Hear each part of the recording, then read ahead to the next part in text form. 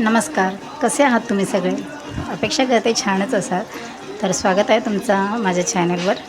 तर आज मी तुम्हाला ओल्या बोंबलाला म्हणजे ओल्या बोंबलातून पाणी न काढता, शक्यतो बरीच लोकं ओले बोंबील जेव्हा आणतात तेव्हा त्यातलं पाणी काढून मग ते फ्राय करतात. पण मी माझ्या रेसिपीमध्ये कधीच, जेव्हा पण मी ओले बोंबील घरामध्ये आणते, मी कधीच त्या ओल्या बोंबलातलं पाणी काढून मग ते फ्राय करत नाही. मी आणून साफ करून साफ पाण्याने धुवून डायरेक्ट त्याला मसाले लावते आणि मसाले लावून रवा घेऊन त्याला फ्राय करते. ठीक आहे. तर तुम्ही बघू शकता की इथे मी ओल्या बोंबलाला जो मसाला लावून ठेवलेला आहे त्याला आता मी दोन्ही बाजूनी अगदी छान प्रकारे रवा लावून कवर करते आहे. एकही बाजू न सोडता दोन्ही बाजूंना पूर्णपणे रव्याने कवर करून अलगद असं तेलामध्ये सोडायचं. तुम्ही पाहू शकता मी पहिलं बोंबील घेऊन त्याला रवा लावून अगदी छान प्रकारे अलगद असं तेलामध्ये सोडलेलं आहे. असंच एकामागोमाग एक मी सर्व बोंबील असंच रवा लावून दोन्ही बाजूने अगदी छान प्रकारे त्याला रव्याने कवर करून तेलामध्ये सोडत आहे.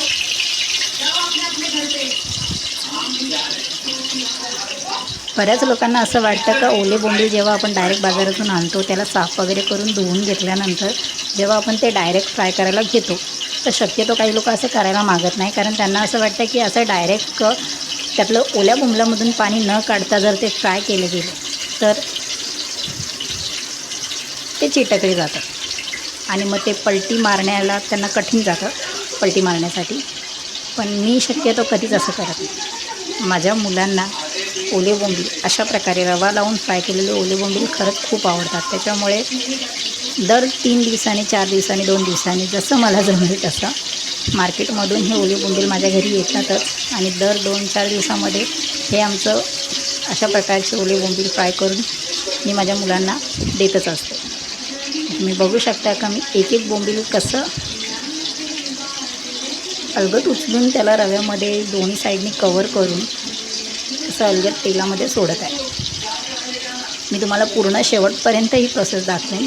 अजिबात कुठेही माझे बोंबील, एकही बोंबील तेलामध्ये सोडल्यानंतर पलटी मारताना किंवा सगळं म्हणजे चांगल्या प्रकारे शेकल्यानंतर काढताना एकही बोंबील माझा चिटकलेला नाही आहे.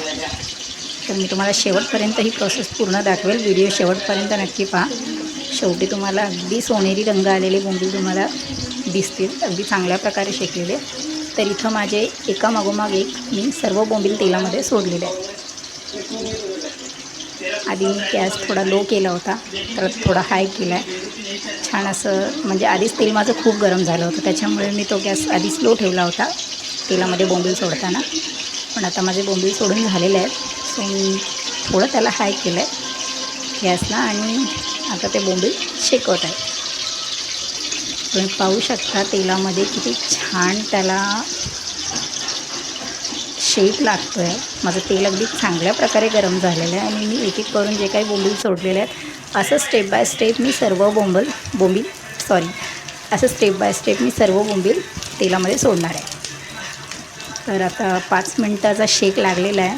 तर आता मी त्याला पलटी मारते. तुम्ही पाहू शकता मी सर्व बोंबील तुमच्यासमोर असं आजूबाजूला करून थोडं गॅप देऊन त्याला कसं पलटी मारत आहे. ॲक्च्युली मला थोडं कठीण जाते, कारण एक गोष्ट मी तुम्हाला सांगते. मी जेव्हाही व्हिडिओ बनवते तर व्हिडिओमध्ये मी स्वतःच मोबाईल हातामध्ये धरते आणि दुसऱ्या हाताने व्हिडिओमध्ये जे काय हे असं करायचं असतं तसेच ती मी करत असते. कुकिंगची प्रोसेस ही पण करायची असते ती मी एका हाताने मोबाईल धरते आणि दुसऱ्या हाताने करत असते.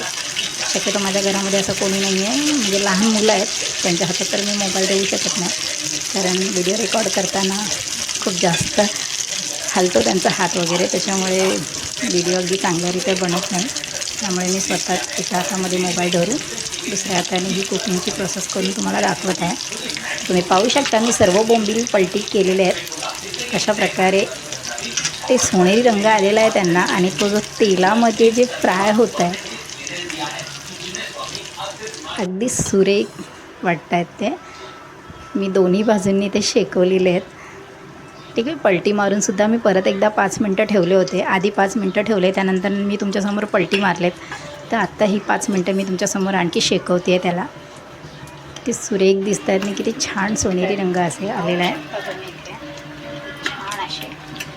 तर हे त्याचं तेल सुकल्यानंतर रवा हा तेल खूपच खेचतो. ठीक आहे. अगदी छान प्रकारे मी एक एक बोंबील सर्व बोंबील तव्यामधले तुम्हाला हलवून दाखवत आहे आणि आता त्यांची काढायची वेळ आलेली आहे. सो मी आता ते प्लेटमध्ये 2-2 बोंबील करून काढत आहे. कारण अगदीच तुम्ही बघू शकता की एकही बोंबील असा नाही आहे तव्यामध्ये जो चिटकला असेल. ठीक आहे. अगदी चांगल्या प्रकारे दोन्ही बाजू शेकल्या गेलेल्या आहेत आणि आता मी त्याला तुमच्यासमोर काढत आहे. मी दोन्ही बाजूंना फक्त 5-5 मिनटासाठी शेकवलं आहे. हां, बोंबील जर थोडे जाड असतील तर तुम्ही एक बाजू 10 मिनटासाठी सुद्धा शेकवू शकता. कारण कसं आहे, बाहेरनं जरी रवा शेकलेला असला तरी जाड बोंबील जे असतात त्यांना आतमध्ये पुरेसा शेक लागलेला नसतो. तर जर तुम्ही आणलेले मार्केटमधून आणलेले ओले बोंबील जर अगदी जाड असतील तर त्यांना थोडं 5 मिनटापेक्षा जास्त शेकवा. माझे बोंबील लहान लहान आहेत त्याच्यामुळे मी त्यांना जास्त शेक दिलेला नाही आहे. दोन्ही बाजूंना फक्त 5-5 मिनटं शेकवलेलं आहे आणि तुमच्यासमोर प्लेटमध्ये काढलेलं आहे. तुम्ही बघू शकता किती अप्रतिम दिसत आहेत, अगदी कुरकुरीत. माझ्या मुलांना असे बोंबील इतके आवडतात. अशाच प्रकारे. आणि व्हिडिओ आवडला असेल तर असेच व्हिडिओ आणखी पाहण्यासाठी सबस्क्राईब नक्कीच करा.